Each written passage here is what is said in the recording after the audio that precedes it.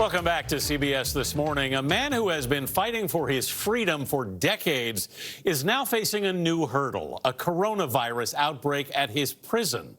We've told you the story of 62-year-old Crosley Green, whose murder conviction was overturned in 2018.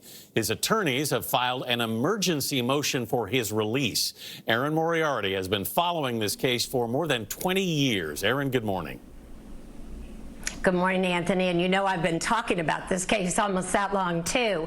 Crosley Green's attorneys have not been able to talk to him. They don't even know if he's tested positive. And what makes his situation so disturbing is that he was supposed to get a new trial 2 years ago, but he was kept in prison because the Florida Attorney General appealed that order. And now his attorneys fear for his health. Crosley Green's case is important because, unlike other inmates, he's had a federal court rule that he was wrongfully convicted.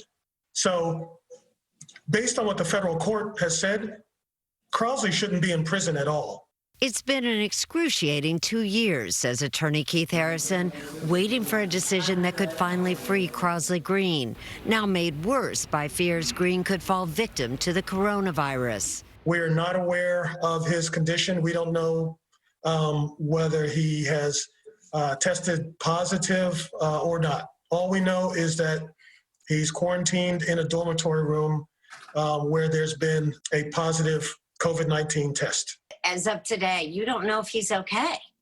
Erin, that's true. We don't. Green was convicted of killing Charles Flynn, known as Chip, a 22-year-old man found shot in a Florida citrus grove in April 1989. I didn't kill that young man.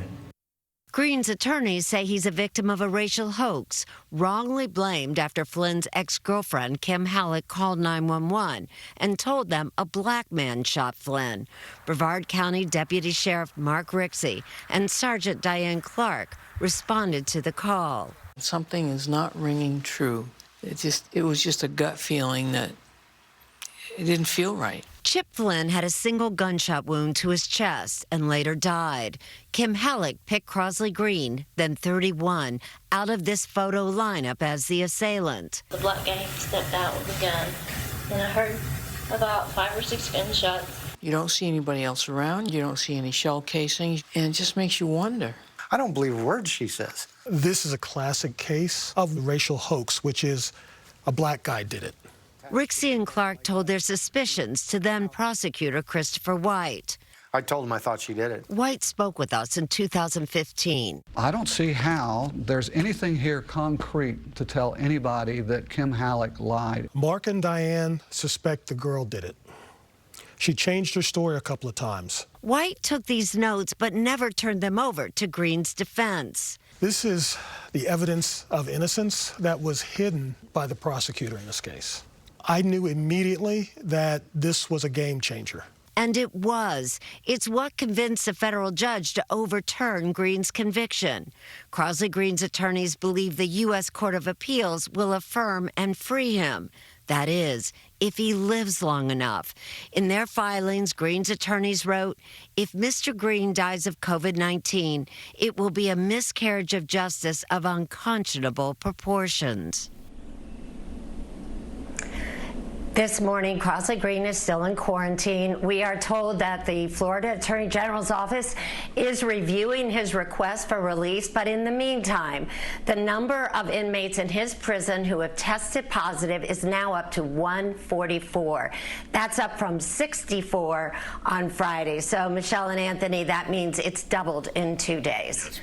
Spreading very fast and very disturbing. They're not able to contact their client. No, absolutely not. And no idea when the trial might be.